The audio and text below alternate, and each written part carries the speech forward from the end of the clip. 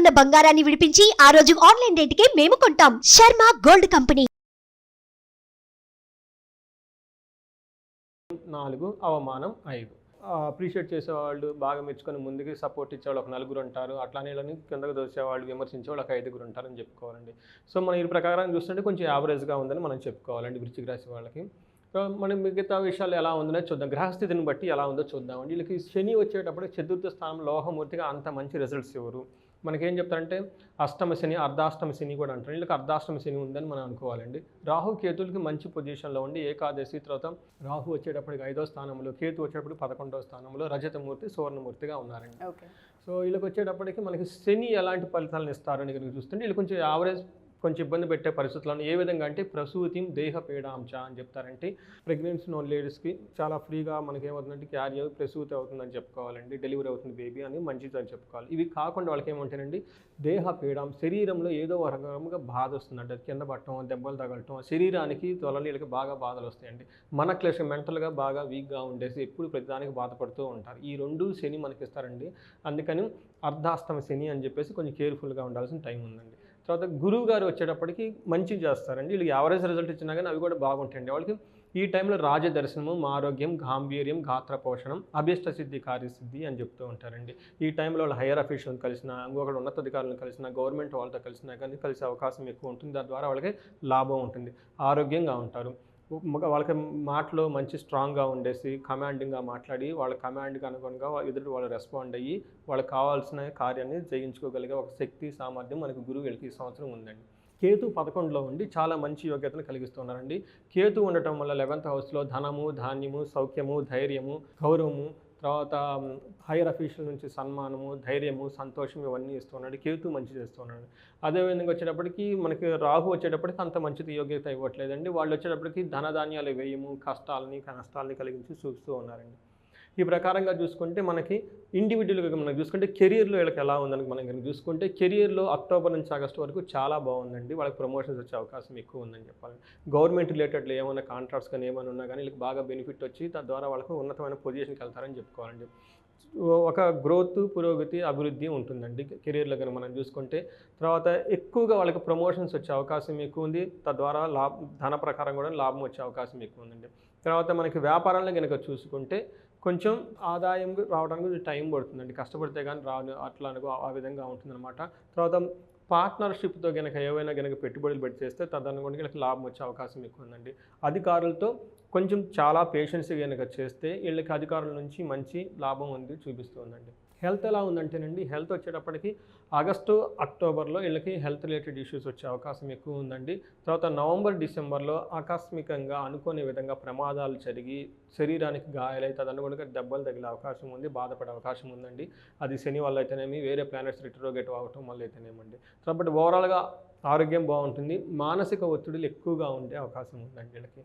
తర్వాత ఫ్యామిలీలో ఎలా ఉంది అని కనుక మనం చూసుకుంటే ఆగస్టు మంత్లో ఫాదర్కి హెల్త్ రిలేటెడ్ ఇష్యూస్ ఉన్నాయండి. ఇంట్లో వివాహాలు జరగకపోతే కనుక ఈ టైంలో వివాహాలు జరిగే అవకాశం ఎక్కువ ఉందండి.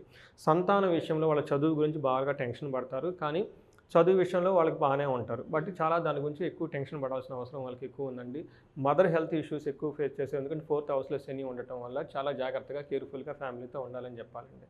తర్వాత మనకి మనీ మ్యాటర్స్ కనుక చూసుకుంటే ఆర్థికంగా మనీ ఫ్లో బాగుంటుందండి. ఎక్కడ వీళ్ళకి ప్రాబ్లమ్స్ అయితే ఉండదు. కాకపోతే మన అవసరాలకి ఎంత తగిన విధంగా అంత అవసరం అయితే వస్తూ ఉంటుంది, కానీ ఎప్పుడు షార్టేజ్ ఉంటుంది. మనీ వస్తుంది కానీ తగినంతగా రాదు, మనీ వస్తుంది తగినంతగా రాదు. అందుకని కొంచెం ప్లానెడ్గా చేయాల్సిన అవసరం ఉందండి వీళ్ళకి.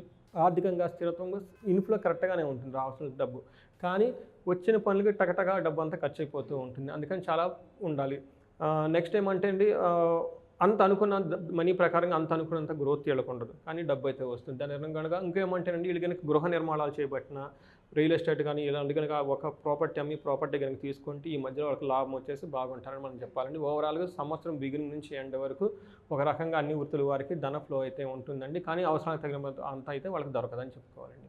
విద్యార్థులకు ఎలా ఉంటుందండి 4th హౌస్లో శని ఉండటం వల్ల మందకొండిగా ఉంటుంది, అంత ప్రోగ్రెసివ్గా ఉండదని మనం చెప్పాలి. తర్వాత వచ్చేటప్పటికి ఇది మిక్స్డ్ రిజల్ట్ని ఇస్తూ ఉందండి. తర్వాత వచ్చేటప్పటికి ఇంటి విషయంలో, తల్లి విషయంలో శని ఉండటంలో స్లోగా ఉంటుంది. తదనుగుణంగా ప్రాబ్లమ్స్ వచ్చే అవకాశం ఉందండి. తర్వాత న్యాయపరంగా కనుక ఏమైనా కోర్టు లిటిగేషన్స్ అవన్నీ ప్రీవియస్ వాళ్ళకు ఉంటే అవన్నీ తీరిపోయి ఈ సంవత్సరం వాళ్ళకి కోర్టు వ్యవహారాల్లో బాగా ప్రమోషన్ వస్తుందండి. పొలిటికల్గా పీపుల్గా ఉండే వాళ్ళకి కొంచెం మార్జినల్గా గెలుస్తారండి. కానీ గెలిచిన తర్వాత ఒక పదవి వచ్చే అవకాశం వీళ్ళకి ఎక్కువ ఉందండి. తర్వాత వచ్చేటప్పటికి ఇవి మనకి ఏం చెప్తామంటే వీళ్ళకి రెమెడీస్ కనుక మనం మానసిక ఒత్తిళ్ళు ఉన్నాయి కాబట్టి ఉపశమనం కోసం రెమెడీ, ఎందుకంటే అపాయింట్మెంట్ తీసుకోవడం ఒక ఎత్తు అయితే ఫస్ట్ రెమెడీ కూడా చాలామంది అడుగుతుంటారు కదా, సో ఆ పర్పస్ మాత్రమే రెమెడీ చెప్తున్నాం కాబట్టి ఒకసారి దాని గురించి. సో వీళ్ళకి రెండు చేయాలండి. ఒకళ్ళకి వీళ్ళు దుర్గాదేవిని పూజించాలండి ఒకటి. రెండోది రుద్రాభిషేకం కంటిన్యూస్గా చేసుకో ఉంటారండి. తర్వాత విష్ణువుకి సంబంధించిన ఏమైనా స్తోత్రాలు చదివినా కానీ బాగా కలిసి వస్తుందండి. తర్వాత వీళ్ళు ఆశ్రమాలకి తర్వాత గుళ్ళకి ఇవి ఎక్కువ తిరుగుతూ ఉంటే వీళ్ళకి బాగా కలిసి వస్తుందని మనం చెప్పుకుంటామండి. ఇది జనరల్ రెమెడీస్ అండి. ఇవి కాకుండా పర్సనల్గా అపాయింట్మెంట్ కావాలి అనుకున్నా, క్లాస్కి అటెండ్ అవ్వాలి అనుకున్నా, కనకదార హోమంకి కనుక వాళ్ళు రిజిస్ట్రేషన్ చేయించుకోవాలి అనుకున్న డీటెయిల్స్ ఏంటి? సో మనకు వచ్చేటప్పటికి ప్రతి లగ్నాన్ని బట్టి ఇవి మారుతూ ఉంటాయండి. నెంబర్ వచ్చేటప్పటికి వాళ్ళకి మెయిన్ దశాభుక్తి ఏం నడుస్తుందో అది చాలా ఇంపార్టెంట్. ఏది ఉన్నా కానీ అవి ఇండివిజువల్గా మన జాతకం చూస్తే కానీ మనకు క్లీన్గా అర్థమవుతుంది. సో మనం ఏమంటామంటే మనం బిగినింగ్లోనే మన ధర్మార్థ కామ మోక్షాలు అని చెప్తూ ఉంటాం అండి. ధర్మము పని చేయాలి.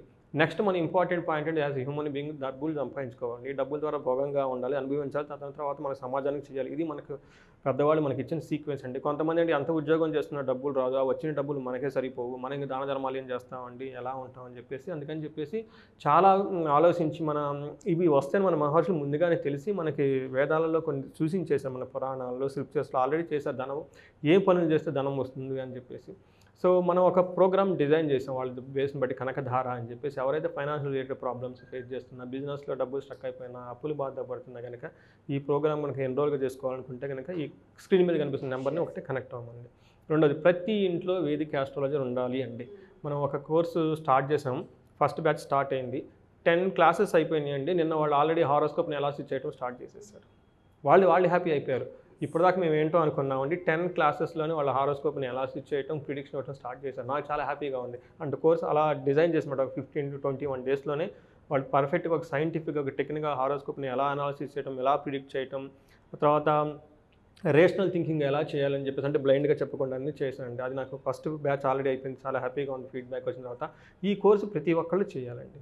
ఎందుకంటే మీ ఇంట్లో 5గురో 6గురో జనాలు ఉంటారు. వాళ్ళ హారోస్కోప్, నక్షత్రాలు, ఏ ప్లానెట్ ఎక్కడ ఉంది, ఏం జరుగుతుంది ఏంటని మీరు తెలుసుకోవాలి. అట్లీస్ట్ ఒక ఆస్ట్రాలజర్ దగ్గరికి వెళ్ళేటప్పుడు ముందు మీకు ఒక నాలెడ్జ్ అవగాహన ఉంటే మీకు అర్థమవుతుంది ఎదుటి వాళ్ళు ఎలా చెప్పారు, ఏం చెప్పారు అనేది బ్లైండ్గా వెళ్ళకుండా. చాలామంది చెప్తూ ఉంటారు ఆస్ట్రాలజర్ దగ్గరికి వెళ్ళామండి, అవి చెప్పారు, ఈ చెప్పారు, మోసపోయామండి. ఎందుకు మోసపోయారంటే మీకు సరైన అవగాహన లేదు. వాళ్ళని తెలుసుకోవటం, వాళ్ళ దగ్గర సబ్జెక్ట్ ఉందా, నాలెడ్జ్ ఉందా, ఎంతవరకు చేస్తున్నారు, వాళ్ళ విధానం ఏంటి అని చెప్పేసి.